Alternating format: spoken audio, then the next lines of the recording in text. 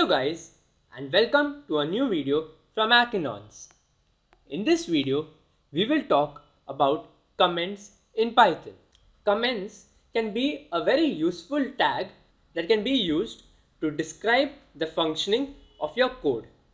For example, if you create a code that adds two numbers, so let's say I create this code add and I say a comma b and I simply return a plus b.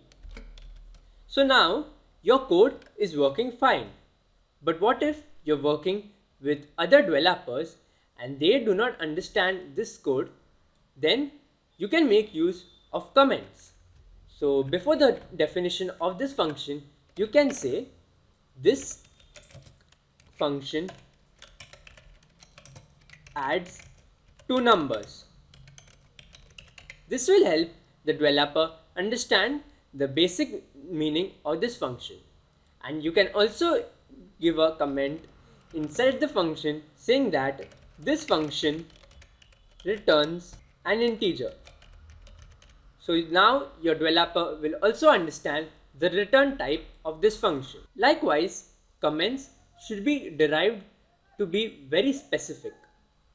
So the three types of comments are a single line comment like what I have used now, the multi-line comment and the docstring comment. So to initiate a multi-line comment, you need to use the upper slash thrice and write any lines of code. So let's say this is the comment, welcome to Hackinons.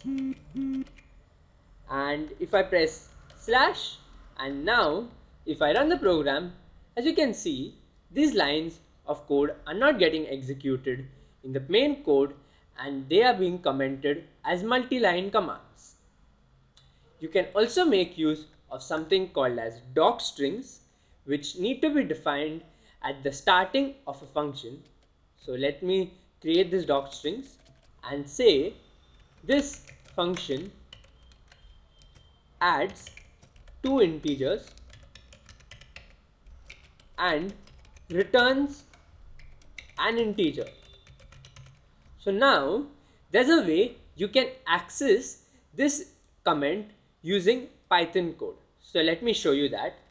So what I have to do is I have to say print and then I have to say the function name dot underscore underscore. I have to say doc underscore underscore, and if I run this program, you can see the comment is visible on your Python code and it says this function adds two integers and returns an integer which is come from here. So this method can be useful while debugging so that you know what your function really does.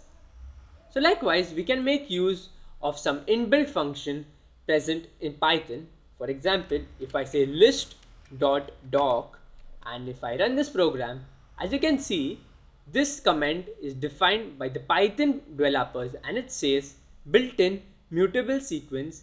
If no argument is given, the constructor creates a new empty list.